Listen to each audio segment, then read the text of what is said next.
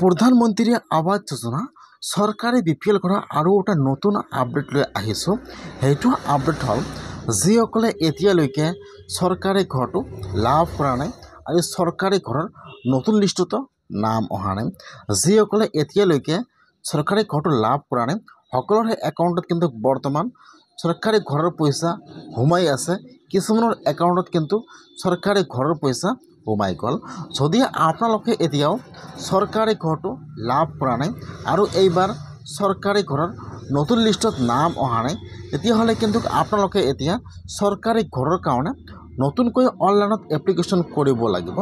খালি আপোনাৰ যিটো কেঁচা ঘৰ আছে সেইটো ঘৰৰ ফটো তুলিব আৰু ইয়াত আপোনাৰ এড্ৰেছটো আপলোড কৰিব লাগিব। তাৰপিছত কিন্তু আপোনালোকে চৰকাৰী ঘৰটো লাভ কৰিব। যিসকলে এতিয়ালৈকে চৰকাৰী ঘৰটো লাভ কৰা নাই এইসকলে কাৰণে কিন্তু এটা ভাল খবৰ আহি গৈছে।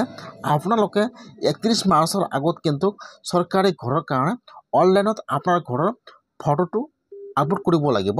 যদি আপোনালোকে চৰকাৰী ঘৰ পোৱাৰ যোগ্য হয় আৰু আপোনালোকৰ এতিয়াও পকা ঘৰ নাই, আপোনালোকৰ এতিয়াও কেঁচা ঘৰ আছে আৰু আপোনালোকে এতিয়াও চৰকাৰী ঘৰটো লাভ কৰা নাই, এতিয়া কিন্তু আপোনালোকে চৰকাৰী ঘৰৰ কাৰণে অনলাইনত আবেদন কৰিব লাগিব।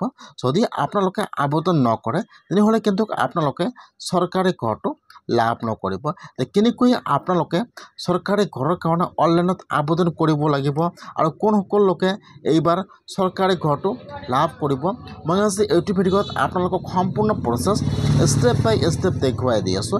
যদি আপোনালোকে এতিয়ালৈকে চৰকাৰী ঘৰটো লাভ কৰা নাই তেনেহ'লে এতিয়া আপোনালোকে চৰকাৰী ঘৰটো কেনেকৈ লাভ কৰিব A to Z সম্পূৰ্ণ প্ৰচেছ জনাই দি আছোঁ। আপোনালোকে জানিবলৈ হ'লে ভিডিঅ'টো সম্পূৰ্ণকৈ চাই ল'ব স্কিপ নকৰাকৈ। আৰু যদি আপোনালোকে মোৰ চেনেলত নিউ হয় মোৰ চেনেলটো ছাবস্ক্ৰাইব কৰি ৰাখি দিব। এইবাৰ কিন্তু বহুতৰে একাউণ্টত চৰকাৰী ঘৰৰ পইচা সোমাই গ'ল। এইবাৰ কিন্তু বহুতে মানুহে চৰকাৰী ঘৰটো লাভ কৰিলে।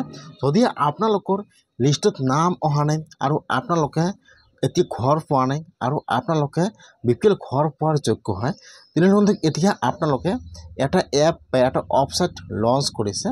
আপোনালোকে এইটো ৱেবছাইটৰ পৰা যিটো আপোনাৰ কেঁচা ঘৰ আছে সেইটো ফটো তুলি ইয়াৰ লগত যিটো আপোনাৰ ফুল এড্ৰেছটো আছে ইয়াত আপোনাৰ ফুল এড্ৰেছটো ইয়াত এপটোত আপলোড কৰিব লাগিব। আপোনাৰ যিটো গুগল মেপ আছে বা যিটো আপোনাৰ কেমেৰা আছে GPS কেমেৰা, সেইটো কেমেৰা দি আপোনাৰ ঘৰৰ ফটোটো তুলিব লাগিব যে মোৰ এইটো কেঁচা ঘৰ, মই এতিয়া পকা ঘৰটো পোৱা নাই। আপোনালোকে ফটো তুলি আৰু আপোনাৰ ফুল এড্ৰেছ দি আপোনালোকৰ ইয়াত ডকুমেণ্ট আধাৰ কাৰ্ড আপলোড কৰিব লাগিব। সকলো ডকুমেণ্ট আপোনালোকৰ আপলোড কৰিব নালাগে, খালি আপোনালোকে যিটো আপোনাৰ আধাৰ কাৰ্ড আছে আৰু ঘৰৰ ফটো তুলি ইয়াত আপোনাৰ এড্ৰেছৰ লগত আপলোড কৰি দি দিব। তাত সকলো অপশ্যন দিয়া আছে। যেতিয়া আপোনালোকে ইয়াত আপলোড কৰিব তেতিয়া কিন্তু আপোনাৰ এপ্লিকেশ্যনটো হৈ যাব। তাৰপিছত আপোনাৰ ঘৰত জিঅ'টেক কৰিবলৈ আহিব। যেতিয়া আপোনাৰ জিঅ'টেক হৈ যাব তেতিয়া কিন্তু আপোনালোকৰ নাম লিষ্টত আহি যাব। তাৰপিছত আপোনালোকে চৰকাৰী ঘৰটো লাভ কৰিব। চৰকাৰী ঘৰটো লাভ কৰা নাই আৰু ঘৰ পোৱাৰ যোগ্য হয় আৰু ঘৰৰ লিষ্টত নাম অহা নাই সেইসকলে এনেকুৱাকৈ এপ্লিকেশ্যন কৰিব লাগিব। এতিয়া কিন্তু এপটো লঞ্চ কৰা নাই, আজি কিন্তু ৱেবছাইটটো আৰু এপটো লঞ্চ হৈ যাব। তাৰপিছত কিন্তু আপোনালোকে ৱেবছাইট বা এপৰ পৰা আপোনালোকে ঘৰৰ কাৰণে এপ্লিকেশ্যন কৰিব লাগিব। কেনেকৈ আপোনালোকে চৰকাৰী ঘৰৰ কাৰণে অনলাইনত এপ্লিকেশ্যন কৰিব মই আপোনালোকক সেইটো প্ৰচেছ নেক্সট ভিডিঅ'ত দেখুৱাই দি আছোঁ।